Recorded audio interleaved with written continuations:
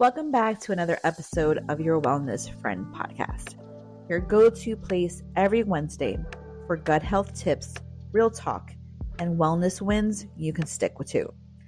I'm your host, Frances, wellness coach and your personal guide to feeling amazing in your body, especially if you had your gallbladder removed, are dealing with digestive issues, or just want to stop feeling like the food is the enemy.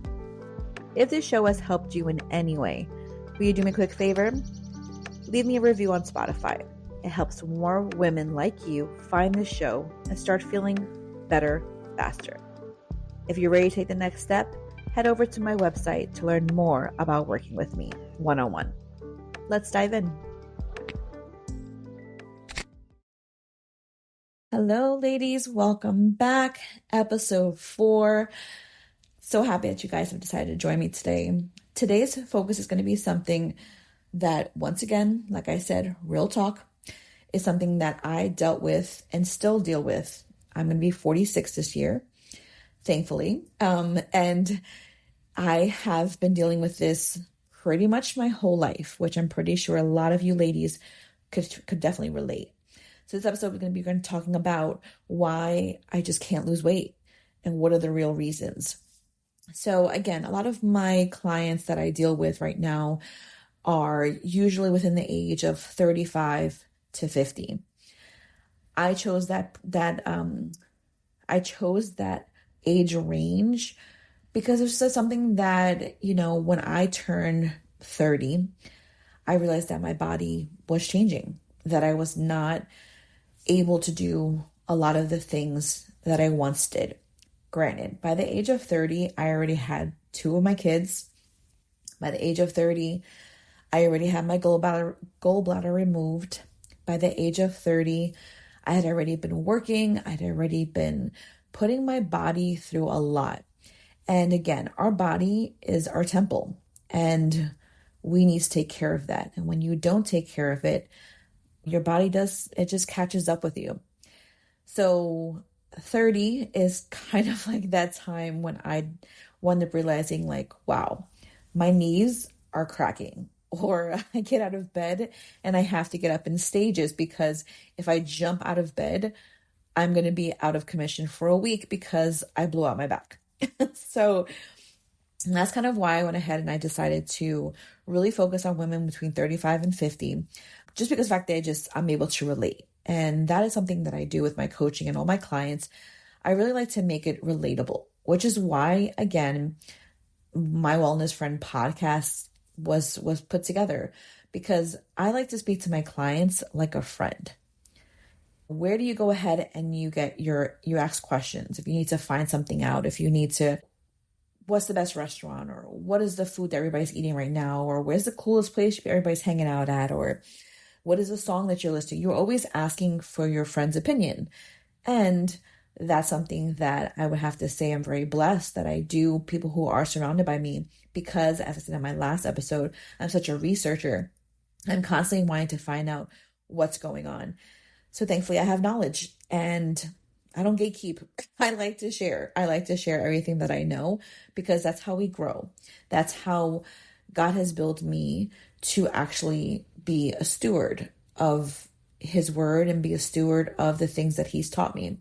I actually had a conversation with my daughter this morning driving into work, and I was kind of talking with her and telling her that that's what we're here for. We are here and we're placed on earth so that we are able to go ahead and shepherd people, and we're here to speak and spread the word and be able to just share your knowledge and your experience with others.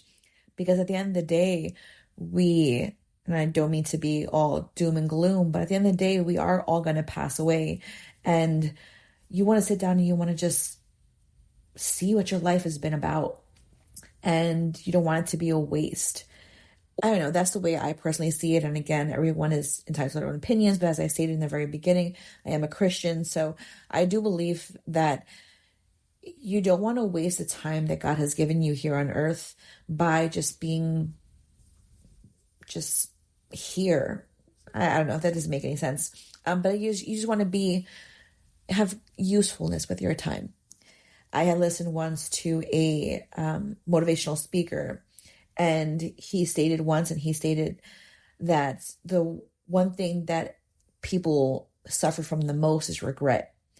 That when a person is on their deathbed and they are coming to terms with the fact that they will be leaving this earth and, God willing, moving on to the next eternal life with God, that they're surrounded by the ideas or the dreams or the versions of themselves that they never fully did and never fully pursued and never fully just ran after. And I don't know about you ladies, but I'm not about that. Like, I want to live my life to the fullest while I'm still here on earth and really just kind of help where I can, shepherd where I can. So, all right, enough with the sermon. I am now, like I said, and this actually goes hand in hand, to be very honest. It definitely goes hand in hand, because wanting to lose weight is something that takes a mental toll on you. It really does. It's something that, even for myself, I remember when I started looking at myself really, really intensely at the age of 42 years old, I was wondering, like, why were things not like how they should be? I started that in my early 30s, but by the time I hit 42, again, my kids were already getting bigger. My son was 22, my daughter, 4 years younger. So at that point, I was like, what's going on? Like, why am I not like losing weight anymore? And because I did at the age of 30, I honestly did. I started to join a gym. I really started to try to eat well. I followed so many diets, and girls, let me know if you've done the same. I was on Weight Watchers. I was on, what's the other one? The shakes. Oh my God, I was on so many different shakes and so many different pills and so many different other everything. And none of them worked. Some of them did. They had Herbalife. That's what it was. Some things, worked. They did for like a short time, but nothing was long term. I always found myself to go ahead and I gained everything back. And it's so cliche because they're like, oh, when you stop these things, you're going to gain weight and then some. But unless you actually do that, you don't realize how much you really gain right back. And like I said, I was eating better. I was exercising more, and I was still gaining it. And I wasn't understanding like what was the reason, like what was happening. And of course, as I started to make those changes and really and God has allowed for me to understand and start guiding me down this path of wellness. That's when I realized that it was not just food and gym. It had to do with my hormones. It had to do with my stress level. It had to do with my insulin. So there's so many things that I had to take into account now. And when I started to really shift that way of thinking, shift that lifestyle, shift that quick fix mentality, because ladies, I'll be honest with you, nothing is going to be done overnight. I know right now, and don't come at me. I get it. Like I said, I'm in the wellness field myself. I'm in a wellness center, but these what are the shots they're called? The semaglutides and all of these Ozempics, things like that. Those are not lifelong fix. Those, sadly, I'm so sorry for any of the ladies that have been on that or are on it. Yes, you will have immediate results. I've seen many clients actually get results quickly, but I have seen clients as well that they look sickly, or it has just changed and they're just not in a healthy state of mind. And that's something that I really, really am adamant about with my clients. I tell them, this is going to be a journey. This is going to be something that is going to be a lifestyle, and you have to be all in. And it starts from the mind and then it goes to the body. And that's something that a lot of my clients, I tell them from the beginning, from our discovery calls, I tell them, this is something that is going to take time. My job as their coach is to get them started. My job as their coach is to set up an outline.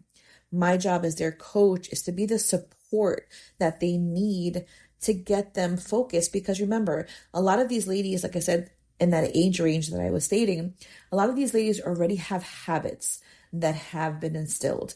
A lot of these ladies already have routines that a routine, whether it's good or bad, is still a routine. A habit, whether it's good or bad, is still a habit. And those things have to be changed.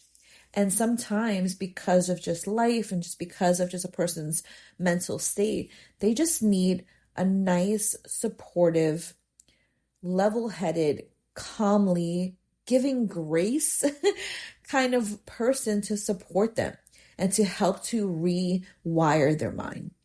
And that's something that as a coach is my greatest, and when I hear ladies, my greatest, most fulfilling purpose in life is to speak with my clients to really just help them sweep away all the bad stuff, sweep away all the bad habits, and really just refocus on what will help them make themselves feel better for the long run. So when they are at the time of, that they need to exit the world, they know that they really put their all in and that they're happy with themselves and they have, honestly, as minimal regrets as possible. So in this episode, as I stated, we're going to talk about why we can't lose weight and what is the real reason. So I will definitely be using a lot of my personal experience when I'm speaking here about things. And of course, as usual, as I stated, I really like research. So I definitely will give you some scientific stuff from what I've done for my research. So just kind of, again, that age range and where we're at, it is so hard, especially after the age of 40, to start losing weight. 30, again, our body is beautiful. So by the age of 30, our body is telling us hey, listen, this last 2 decades, you have not been doing me very well. You haven't been taking care of me. You haven't been giving me the stuff I need. Before we start entering to another couple of decades of our lives, I want us to start changing things. But again, in our 30s, we have families, we have jobs, we have distractions. So a lot of the times we don't take that into consideration. Or if we do, like I did, we just don't know how to really get started. So sadly, a lot of times us women, by the time we hit 40, our metabolism will naturally slow down. It's not because you did anything wrong. It's not because you're just built differently. It's not because your body hates you. Nothing like that. It is just natural. It is natural for our body to slow down. And what happens is that after that, your metabolism will drop about 5% per decade. So think about that. Your body, say your metabolism was going at 100 at the age of 20. Okay, now it's dropped down to 90, 95, maybe 80 by the time you're in your 30s. By the time you're in your 40s, you're talking about your metabolism is only working at 70%. And it's going to drop 5% every single decade. So you really have to pay attention to what you're putting in your body, because what happens is that you're not going to be able to really metabolize that. And now we're not even talking about if we've had surgery. Like I said, a lot of my clients, we don't have gallbladders, or we've had other issues, or we've had hernias, or we've had gut issues. There's so many things that they go into effect for this. So just kind of play that into perspective. Then now myself, as I stated, I'm 46 now. Or I will be 46, in August. So not only do I have to deal with the slow metabolism, the no gallbladder, now I have to deal with hormones. Ladies, if you ladies are with me, I'm already in premenopause. This shit is not cool. It's not cool. It changes even more. So what happens is that your estrogen starts to fall, which of course affects where the fat is being stored in your body. That is why a lot of us women, we will have a more heavier midsection. It will be why we have more cellulite on our legs and on our arms and in our butt.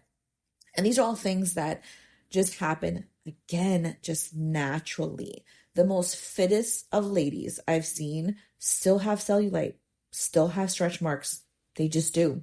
Like that's just how our body is. Our bodies are beautifully made for so many things, like bringing children into the world and just so many other things that it's just we have to just kind of take care of it. Like honestly, like ladies, listen, take care of your body. 100%.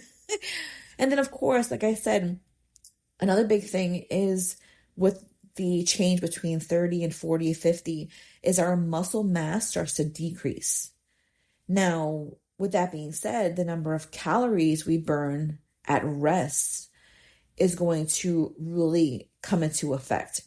So that's why learning your rest calorie intake, which means that it's going to be the calories that you need just to survive, is going to really play a part. And that's something for another episode. And I've listened to a whole bunch of podcasts. If you ladies have any questions, throw it into the chat or into the comments and let me know. And I'll definitely be able to help and assist with that. But muscle decrease is like a serious thing. And that's why weight training is something that we could do. Weight training does not mean that you're going to come out and look like a bodybuilder after like a week or so of being in the gym. That does not happen. But it is something to take into consideration, especially if you're going to go ahead and you're going to start wanting to really take care of your body. So again, if you feel like your body's working against you, it's not your imagination. Your body's not working against you. It's just letting you know like, hey, I need some taking care of. So listen to your body. And another thing, insulin resistance. So insulin resistance is something that I personally knew nothing about. I am sure, and sadly to say, a lot of society now deals with diabetes. And what happened is that we honestly say, oh, it's just in our family. We're just like bound to get it. Don't come at me again. Because some people just, genetically do have are just more prone to it. So that's something that you really have to take into consideration. Insulin is the hormone that helps shutter the actual glucose, like the sugar, from your bloodstream into your cells. So when you're insulin resistant, your body doesn't respond to insulin as well. So more insulin gets pumped out, right? And we could definitely go into a deep dive about insulin resistance. And that is I could do a whole other podcast on that, because once I got to learn about that, it was insane. And I still remember the first day that I actually heard about that.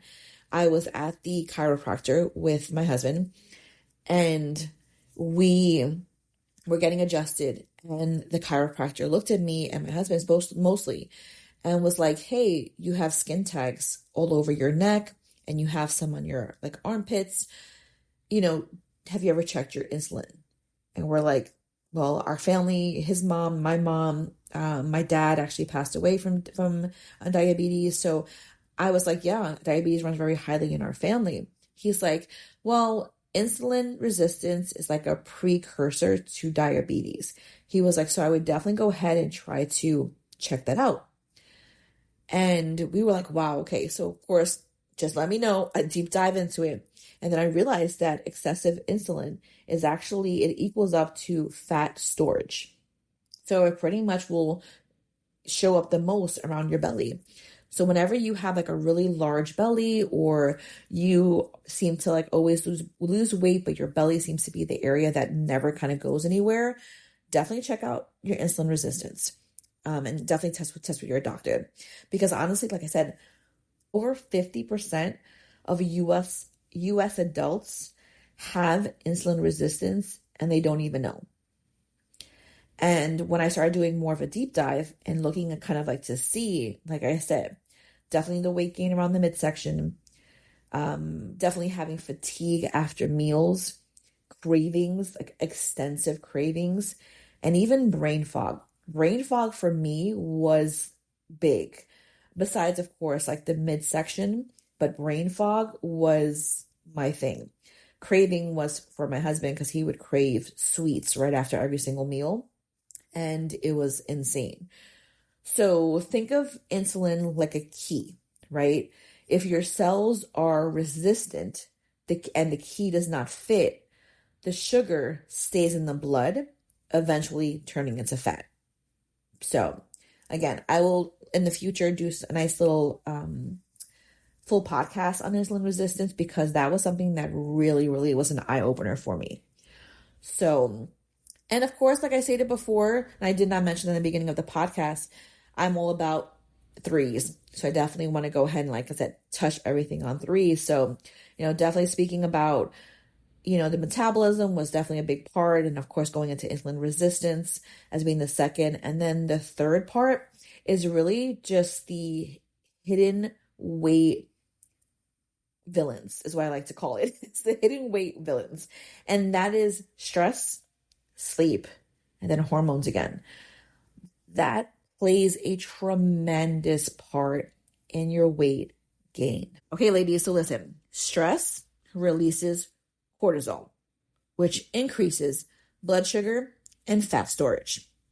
Yes, it is not cool. It is not cool for us to be in a stressful state all the time. It can't. Our body's not meant to be that way. It is not meant for us to struggle. It's not meant for us to hustle and hustle and hustle and don't sleep and fill us up with coffee and just go, go, go, go, go. Because what happens is that your body, again, which is a beautiful temple, your body will make you slow down. If you don't slow down, your body will make you slow down. Your body would be like, it's not happening. We're slowing down. So, of course, like I said, if we have poor sleep, that completely throws off our hunger hormones, making you hungrier and craving sugar all the time. That's why, because I know, like I said, I'm not perfect. I have days that I've had to work on like 3-4 hours of sleep because the night before things were happening, or I was doing things with the kids, or I was running around, I was doing this, that, and the other. And I wake up in the morning and I am starving, like starving. My body's like, we need food, like now. And what happens? I'll be like, okay, cool, no problem. And I'm like eating and nibbling the whole day. And yeah, some of the food that I might be eating might be good, but I threw off my whole hormone balance insanely. And it really knocks you off of it. So sleep has been a tremendous thing that has changed personally my life. My birthday last year, I purchased myself an Oura ring. And with the Oura ring, it has been a life changer. When I tell you, ladies, a life changer.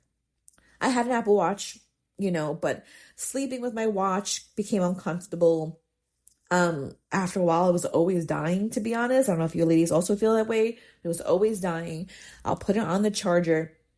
I'm getting dressed, I'm getting leaving, and then I'll leave and be like, oh shoot, I left the watch on the charger in my bedroom.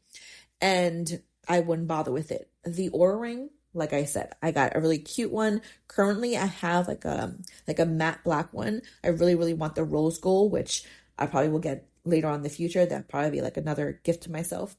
And I got that one, and literally I actually forget that I even have it on, to be honest. I have it on all day, every day.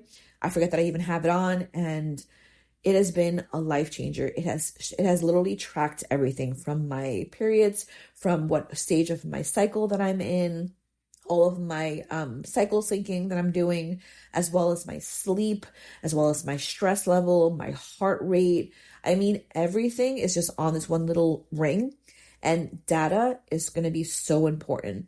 It just kind of gives you a baseline of where you can start and then where you can go from there.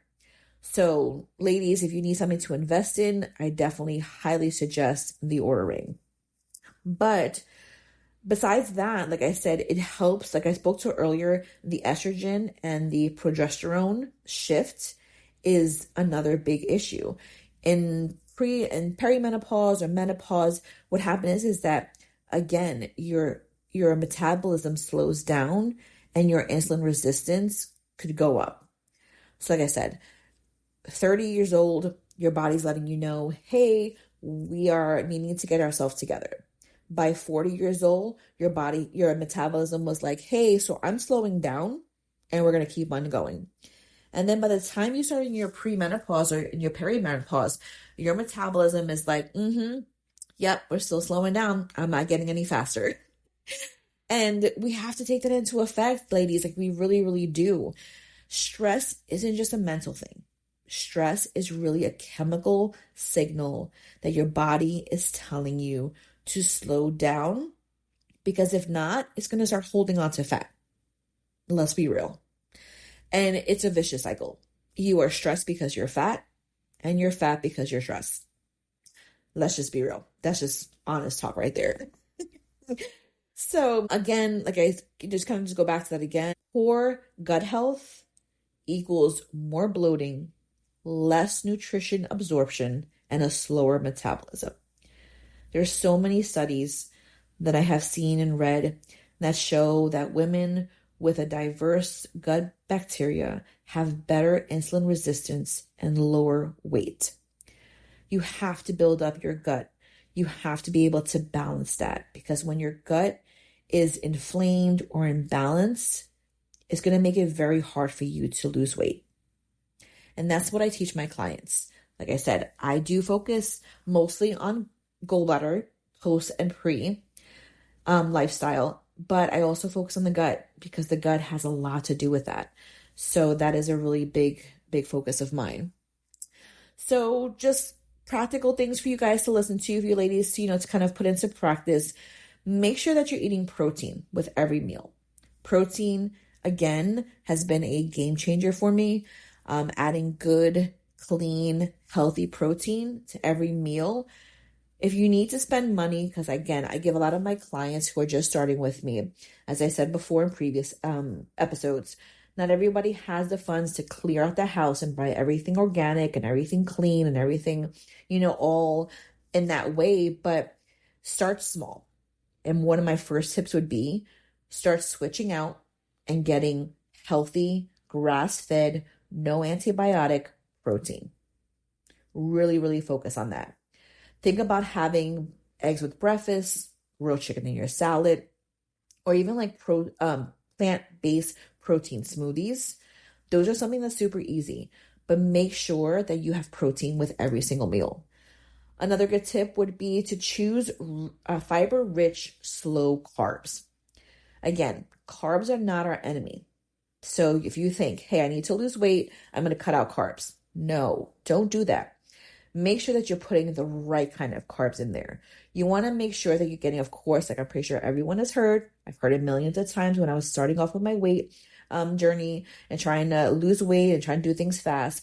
Don't have anything white. Don't have anything, of whiteness. So no white rice, no white potatoes, no white. Everything was just no whites. So definitely go ahead and change that out to, again, again, as I said before, girls, I am Puerto Rican, 100%. I'm Puerto Rican and Mexican. So I'm all about rice. My son lives with me again. He came back, which is a blessing to the moms out there. I love to have my son back with me. But he is a typical Hispanic man. If there is not rice, beans, and chicken on his plate, he's like, what are we eating? Like, what did you just serve me right now?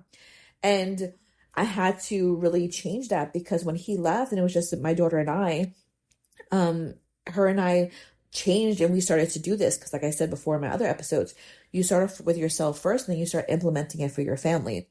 And that's what happened. And when he came back, he was like, what are you guys eating? I need this, I need that. So what I would do is that I would make him a small meal and still continue with the stuff that I'm eating. And now little by little, he still has his white rice, but me and my daughter, we have quinoa. We are having sweet potatoes. We're having beans, which thankfully I put beans in just about everything, and berries.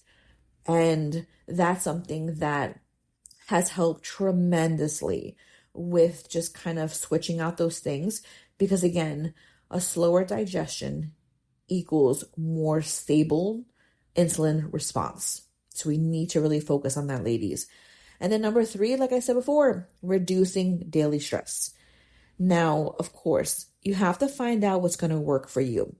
A lot of my clients, like I said, I get from every range. I have clients who are moms. I have clients who are boss babes. I have clients who are just dealing with life in general.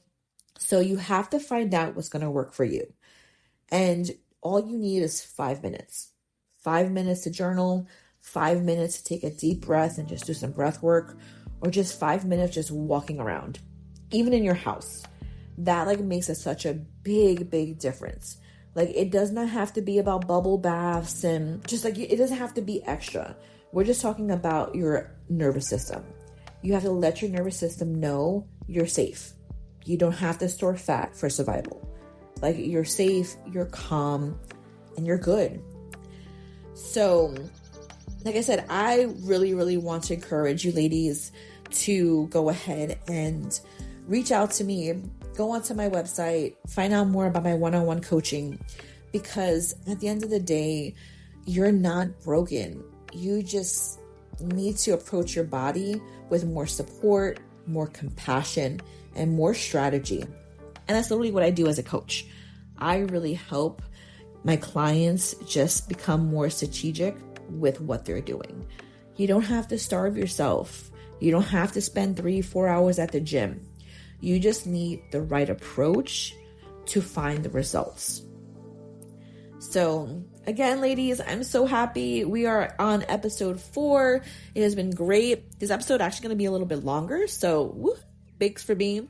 Again, once I start talking, I just can't shut up. I'm always talking so much, but I'm loving this kind of platform. And again, I would love to hear from you ladies. Please do me a favor. If you have a second, go ahead and write a review. I am now on Apple Podcasts as well. So we are now on Spotify and on Apple Podcasts. So please leave a review on either place. That'd be great. Send me a comment. Go onto my website, sign up for the email, to be on the email list. When every single new episode comes out, you get full breakdown of it and get fully notified of it, because I am on a roll. I am loving this platform. I'm loving this way of communicating with my clients and communicating with you ladies and just getting to know each other. So again, it has been an absolute pleasure. I want to thank you so much for taking the time. Thank you so much for being here with me. And I will catch you ladies on the next episode. You guys have a blessed one. Take care. Bye.